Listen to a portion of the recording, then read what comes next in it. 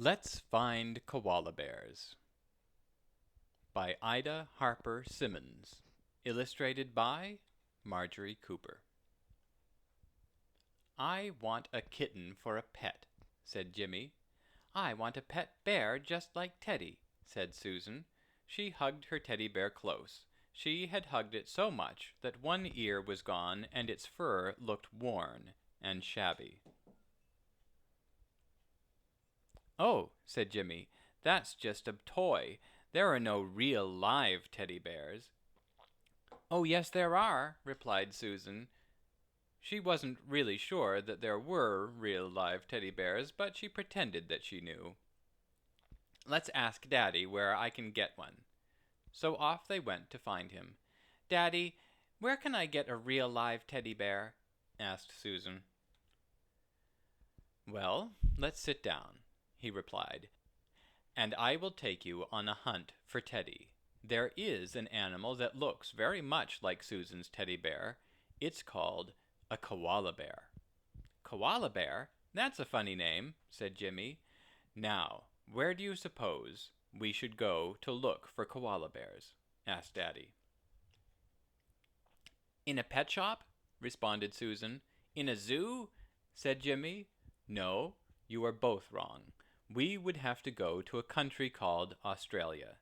Now, when we get to Australia, where do you suppose we should go searching for our koala bear? In a pet shop? Said Susan. No, said Jimmy. I think we'll find him in a forest. You are right, Jimmy, laughed Daddy. We will have to hunt for koala bears where there are trees, because trees are where they make their homes. Do they eat apples on the trees? Asked Susan. No, said Daddy. They like to live in a special kind of tree. It is called a eucalyptus tree. The koala bear eats its leaves. Does a koala bear look just like Susan's old teddy bear? Asked Jimmy. Not just like it, said Daddy, but they do look much alike because they have soft brownish-gray fur, rounded ears, and big black noses. How big are the bears, Daddy? Asked Susan. Well, if a full-grown koala bear stood on its hind legs, it would just about come to your shoulder, Daddy answered. Baby koalas must be tiny if their mothers aren't as large as Susan, said Jimmy. Yes, a baby koala is very small, Daddy answered. And a mother koala has a special pouch hidden in her soft fur where she can carry her baby. Oh, said Susan, like a kangaroo. See, Susan, said Daddy, pointing to the teddy bear's stomach. Right here is where the pouch would be on a mother koala bear. And after the baby leaves the pouch, he rides on the mother's back and shoulders.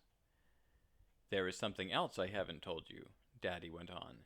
Suppose you found a koala sleeping. How do you think he would look? I think he would curl up in that tree, said Susan. You're right. We would find our sleeping koala in the fork of a eucalyptus tree.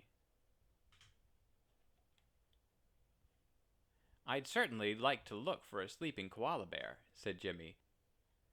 But guess we would have to stay up all night to do that, wouldn't we? There's another thing, said Daddy. They sleep in the daytime and eat at night.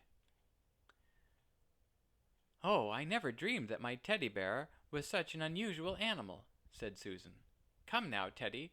I don't have any leaves to feed you, but I'll tuck you in a cozy corner and you can have a good rest.